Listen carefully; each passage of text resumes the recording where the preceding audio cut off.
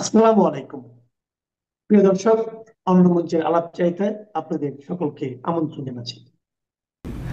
এই মুহূর্তে আপনাদের সামনে কথা বলতে চাই গভীর সংকটে দেশ। এই প্রসঙ্গটা নিয়ে আপনাদের সামনে এই মুহূর্তে কথা বলবো।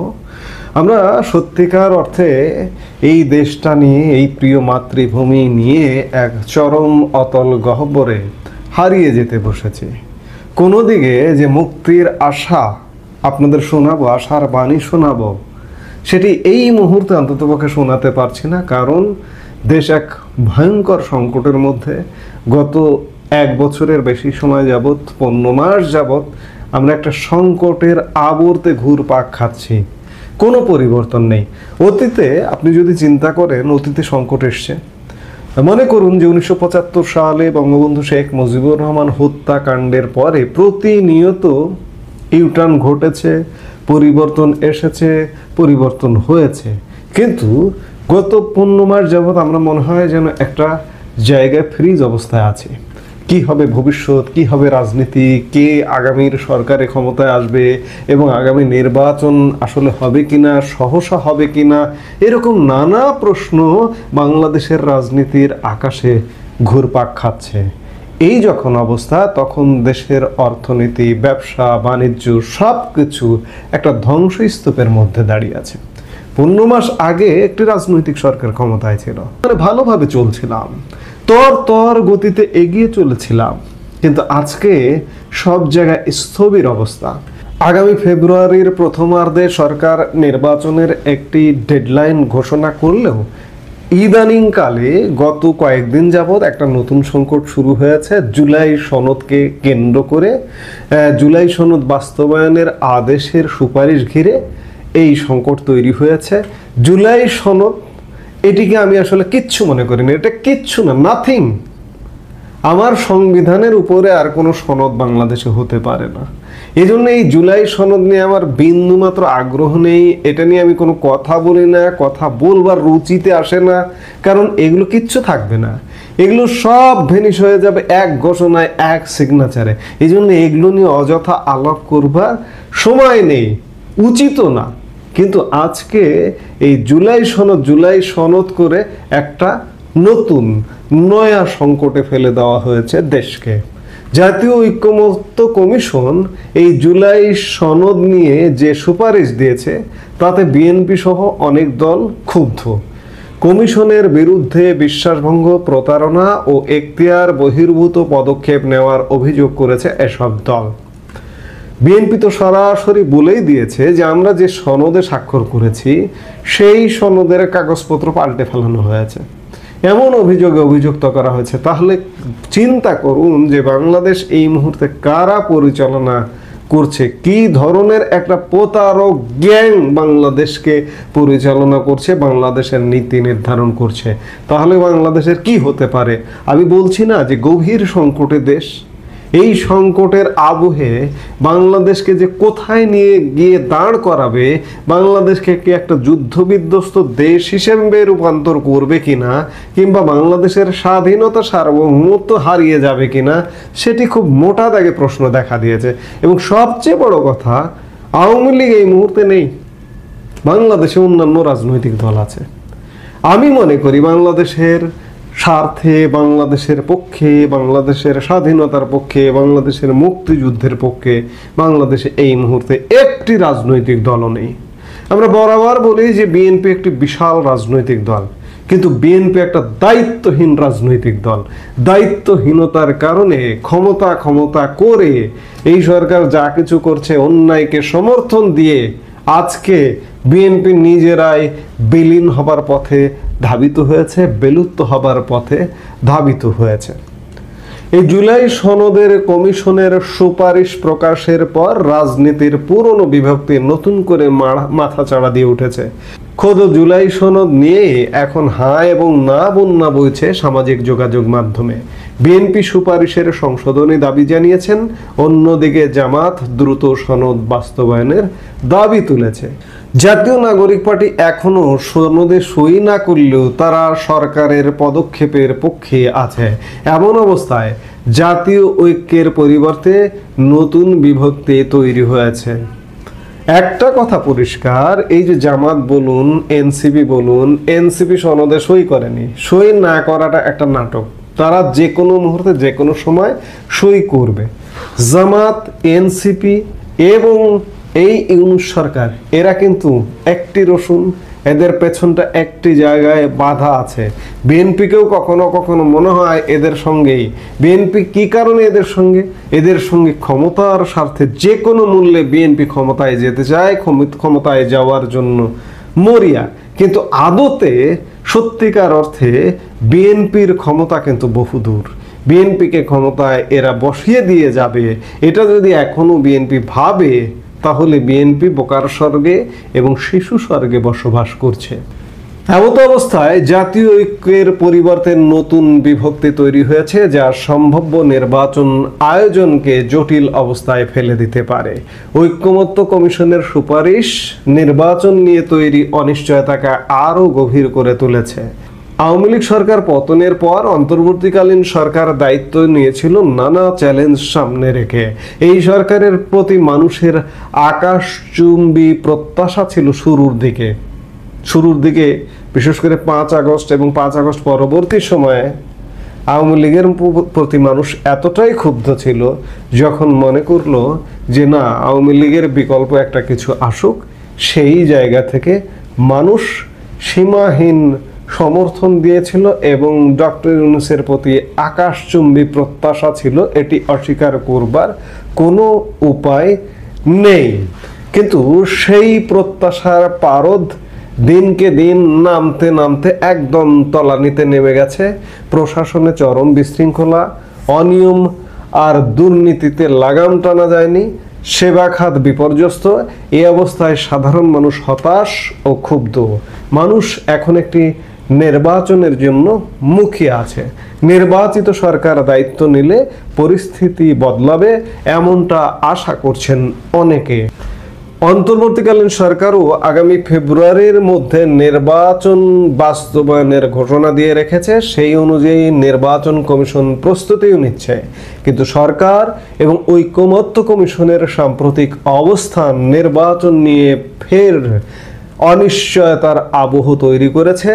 রাজনৈতিক এই জটিল পরিস্থিতিতে সামনে কি হবে কেউ তা বলতে পারছে না। চরম হতাশায় নিমজ্জিত চারপাশ। অনেকে মনে করছেন গত বছর জুলাই আগস্ট পরবর্তী সময়ে জামাতের উচ্চ আকাঙ্ক্ষা পরিস্থিতিকে ক্রমেই ঘোলাটে করছে। পিয়ার দাবি নিয়ে শুরুতে সরব জামাত এখন নির্বাচনের আগে গণভোট দাবিতে অনড়। দলটির এই দাবির সঙ্গে সমমনা কয়েকটি দলও আছে। ঐকমত্য কমিশনের সুপারিশ জমা দেওয়ার পর এই গণভোট ইস্যুতে নতুন বিতর্ক তৈরি হয়েছে। এখন বলা হচ্ছে, যদিও ভোটের আগে গণভোট হয় এবং বিএনপি এতে অংশ না নেয়, তাহলে পরিস্থিতি কি দাঁড়াবে? আর নির্বাচনে যদি না ভোট জয়যুক্ত হয়, তখন সরকার ও কমিশন কি করবে?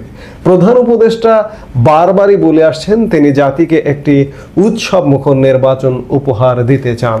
কিন্তু সরকার এবং কমিশন যে পরিস্থিতি তৈরি করছে, এতে প্রধান উপদেষ্টার এই প্রতিশ্রুতি পূরণও চ্যালেঞ্জের মুখে পড়বে বলেই মনে করা হচ্ছে। এদিকে জুলাই সনদের আইনি ভিত্তি ও এর বাস্তবায়নে সরকার এবং কমিশনের কৌশল নিয়েও নানা প্রশ্ন উঠেছে। এ বিষয়ে সুপ্রিম কোর্টের আইনজীবী ডক্টর শাহিদিন মালিক একটি গণমাধ্যমকে বলেছেন, 48 দফা প্রস্তাবকে সংবিধানে তফসিল হিসেবে অন্তর্ভুক্ত করার সুপারিশ করা হয়েছে। সেটা করা হলে আইনি জটিলতা হতে পারে এবং এগুলো সবই সংবিধানের সাথে সংঘর্ষিত। এভাবে গণভোট হয় না। গণভোটের প্রক্রিয়া হচ্ছে আগে সংসদে পাশ হয়ে জনগণের কাছে যেতে পারে গণভোটের জন্য। কিন্তু এখন উল্টো হয়েছে, আগে গণভোট তারপর সংসদে যাবে। তিনি আরও বলেন, কমিশনের দেওয়া সুপারিশে বলা হয়েছে নির্বাচিত সংসদ 270 দিবস বা 9 মাসের মধ্যে সংস্কারের প্রস্তাবগুলো বাস্তবায়ন করতে না পারলে তা স্বয়ংক্রিয়ভাবে সংবিধানে সেগুলো যুক্ত হবে। তাহলে আলোচনার যৌক্তিকতা কি? কোনো সংসদকে কোনো কিছু করতে বাধ্য করা যায় না, এগুলো আইনের মূল কথা। গণভোট দেওয়ার ক্ষমতা তাদেরকে কে দিয়েছে? তারা তো নির্বাচিত নন। এছাড়া সংসদের উচ্চকক্ষ গঠন এবং প্রধানমন্ত্রীর মেয়াদ সুনির্দিষ্ট করা সহ সংবিধান সংস্কারের যে বিষয়গুলো আনা হয়েছে সেগুলো বর্তমান সংবিধানে নেই।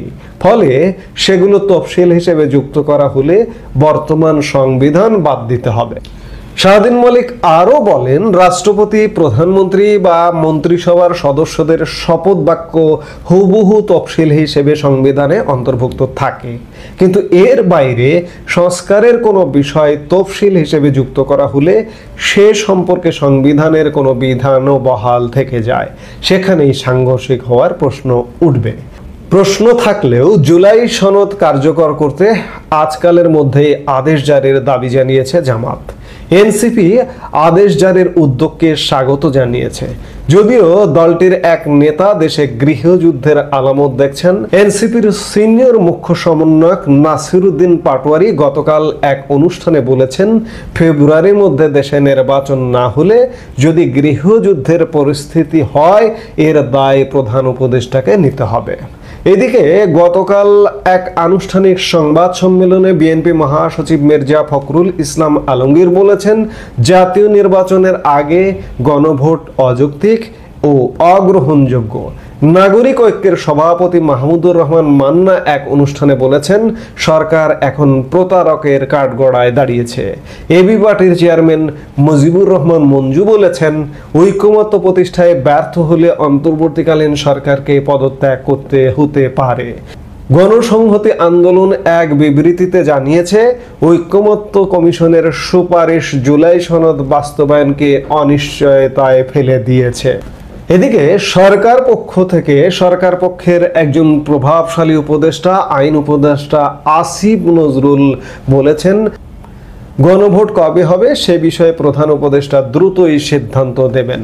তিনি বলেন, রাজনৈতিক দলগুলো যদি এককভাবে তাদের অবস্থান নেওয়ার জন্য সরকারকে জোর করে, তার মানে হচ্ছে তাদের মধ্যে ঐকমত্য নেই। তারা চাচ্ছে সরকার যেন তাদের দলীয় অবস্থান নেয়। গতকাল উপদেষ্টা পরিষদের বৈঠক শেষে বিকেলে রাজধানীর ফরেন সার্ভিস একাডেমিতে এক সংবাদ সম্মেলনে এসব কথা বলেন উপদেষ্টা আসিফ নজরুল। সবকিছু মিলিয়ে রাজনীতিতে একটা লেজে গোবরে অবস্থা, দেশে একটা লেজে গোবরে অবস্থা। আসলে সবকিছুর নেপথ্যে খেলোয়াড় বাংলাদেশের স্বাধীনতা বিরোধী শক্তি জামাত, এবং এখানে পাকিস্তানি প্রভাব আছে, এবং তারা তাদের মতো করে একটা পরিস্থিতি ক্রিয়েট করতে চাইছে। এবং বিএনপি, বড় দল আমরা যে বিএনপিকে বলি, সেটিকে ক্রমেই ভাবছে যে শক্তিহীন, বিতর্কিত, এবং বিএনপির সঙ্গে মানুষ নেই, এমন নানা কিছু ঘটছে। এবং আগামী দিনে জোর জবরদস্তি করে জুলাই সনদ বাস্তবায়ন করে সংবিধানকে হালকা করে দেবার জন্য জামাত, এনসিপি এবং সরকার একটা প্রচেষ্টা চালাচ্ছে, এবং বিএনপিকে নরম করে দেবার, দুর্বল করে দেবার, এবং বিএনপি দুর্বল নরম এটা স্বাভাবিক, কারণ বিএনপি গত 15 মাসে যে বিতর্কিত কর্মকাণ্ড করেছে, বাংলাদেশের জনগণের কাছে তারা ইতিমধ্যেই বিতর্কিত হয়েছে। এই বিতর্ক, তাদের এই বিতর্কিত হবার সুযোগ জামাত নেবে, এনসিপি নেবে, সরকার নেবে। আগামী দিনে খুব নিকট ভবিষ্যতে বিএনপির উপর একটা আলাদা দমন পীড়ন আসে কিনা সেটিও দেখার বিষয়। গতকালকে একটি ঘটনা ঘটেছে। বিএনপির একজন নেতা, বিএনপির একজন সাবেক মন্ত্রী এহসানুল হক মিলন, তাকে বিমানবন্দর থেকে, তিনি চিকিৎসার জন্য ব্যাংককে যেতে চাইছিলেন, বিমানবন্দর থেকে তাকে ঘুরিয়ে দেওয়া হয়েছে। এই ঘটনাটি কি এটাই প্রমাণ করে না যে বিএনপির একজন সাবেক মন্ত্রী, বিএনপির একজন নেতা, তাকে বিদেশ যেতে দেওয়া হচ্ছে না?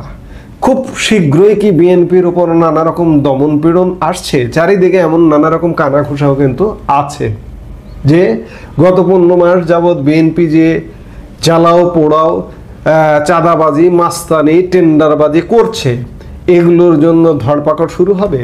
কিংবা অতীত ইতিহাস টেনে কি বিএনপির প্রতি ধরপাকড় শুরু করে বিএনপি যে এই যে গণভোট, নির্বাচনের আগে গণভোটের বিরোধী, কিংবা জুলাই সনদ নিয়ে বিএনপির যে দ্বিমত আছে, এগুলোকে চাপে রাখবার জন্য বিএনপির উপর একটা পাল্টা চাপ অর্থাৎ দমন পীড়নের চাপ আসে কিনা সেটিও কিন্তু কানাঘুষা চলছে।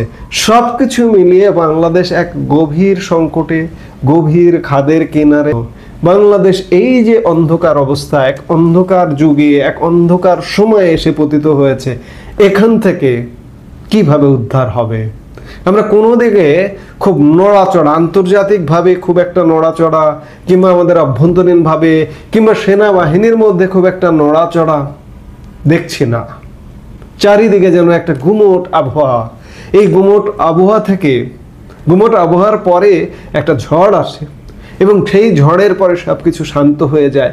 এই সময়টা হয়তো তেমনটাই হচ্ছে যে ঝড়ের পূর্বাভাস, এরপরে হয়তো একটা বড় ঝড় আসবে এবং ঝড় আসবার পরে হয়তো শান্ত হবে। সবকিছু দেখার জন্য আমরা অধীর আগ্রহে অপেক্ষা করছি, দেখছি যে কি হচ্ছে, শেষ পর্যন্ত আসলে কি হতে যাচ্ছে। আমরা নিশ্চয়ই দেখব এবং অপেক্ষা করব।